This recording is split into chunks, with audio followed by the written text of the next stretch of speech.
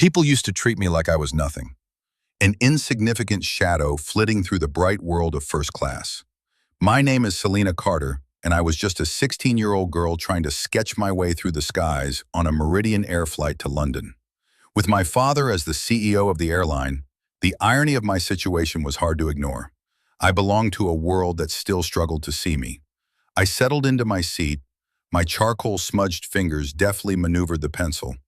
Yet, all Linda Graves, the flight attendant, saw was a girl who didn't fit into her high society narrative. "Are you sure you're in the right seat?" she asked, her condescending tones slicing through the cabin's air. I felt my heart race, embarrassed and belittled, but I insisted on keeping my composure, retreating into my drawings. The disdain didn't stop there. Linda's service was punctuated with passive-aggressive comments, dismissing my orders while giving extra attention to other passengers. It reached a boiling point when she slammed orange juice onto my tray, the icy liquid splattering across my lap. I tried to shake off the sting, focusing fiercely on my art. Then came the moment that changed everything. A deliberate spill of scalding coffee poured onto my lap. The shock and pain rippled through me, but in that chaos, something else ignited. I quickly texted my dad's chief of staff, silently vowing to fight back without escalating the scene. The battle wasn't just about me. It was about exposing the ugly truth hidden beneath privileged facades.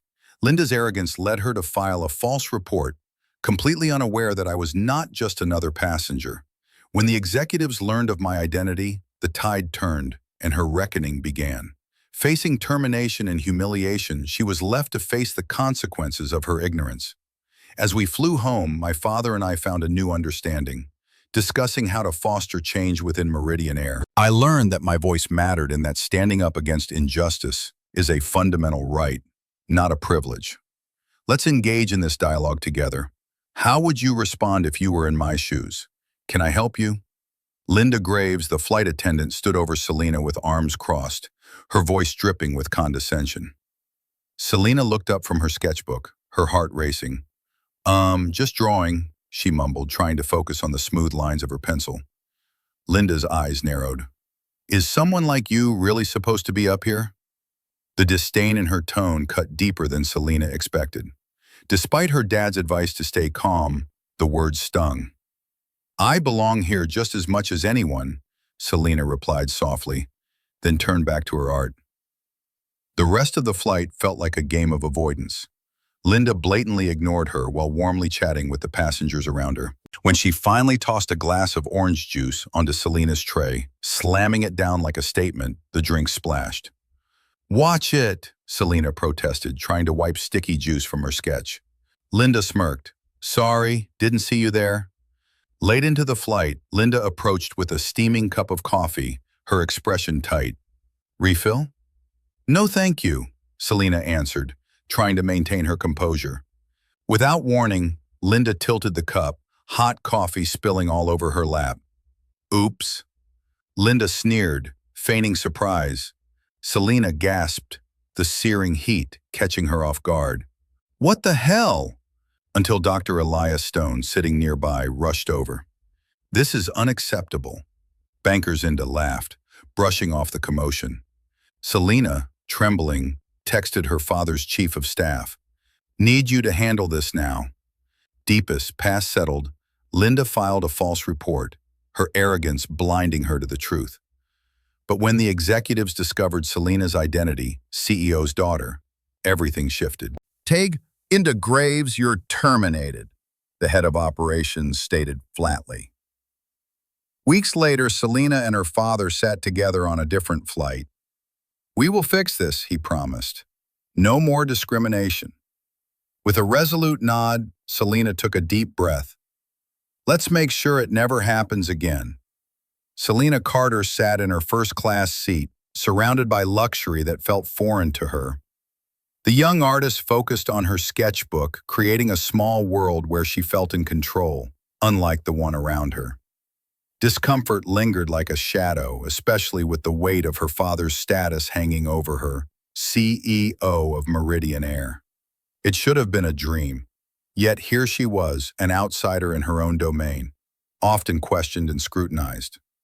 Linda Graves, the flight attendant, approached with a practiced smile that felt less genuine with each passing moment. She gave Selena a pointed look, as if scrutinizing whether she belonged, her sarcasm barely hidden. What a lovely choice to travel first class. Do you have a ticket or... Selena braced herself for the familiar sting of prejudice, feeling the heat rising, but she willed herself to remain calm. As the flight progressed, Linda's disdain turned from passive to palpable, each interaction marked by dismissive remarks and careless service, favoring other passengers. With a sudden clang, she delivered an orange juice to Selena, splashing a few droplets on her sketchbook. Selena's heart quickened. She fought back tears, determined not to let Linda see her struggle, retreating into the solace of her art. Then came the... Elias Stone intervened, showing a level of care that Linda lacked, while Selena discreetly reached for her phone, typing out a message to her father's chief of staff. She was tired of suffering quietly. In that moment, a shift occurred within her. The frustration coalesced into resolve. She wouldn't just endure. This was her turning point. Selena sat quietly in her first-class seat, fingers deftly moving across the sketchpad. The whir of the engines paired with the tumult of her thoughts. She felt out of place, like a canvas mismatched with its frame. The attention of the flight attendant, Linda, gave her the distinct feeling that her mere presence was an affront to... Yes, I'm fine. Thank you, she replied, her voice steady, almost surprising her with its confidence. Throughout the flight, Linda continued her targeted neglect, audibly favoring the other passengers. When the orange juice landed with a crash on her tray, Selena felt a rush of shame and anger, but she remained resolute, engaging with her drawing. Then came the fateful moment. Linda spilled coffee onto Selena's lap. This moment marked a new chapter.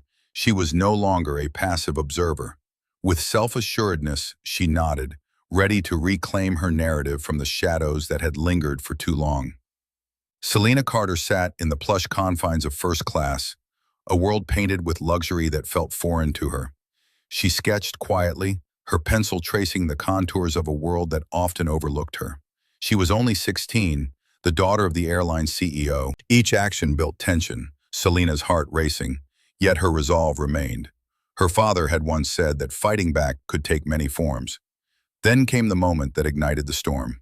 With an exaggerated flourish, Linda poured scalding coffee over Selena's lap, a predatory act masked. The weight of evidence against Linda was palpable, the executive's expressions shifting from dissent. Surrounded by luxury and privilege, I learned that some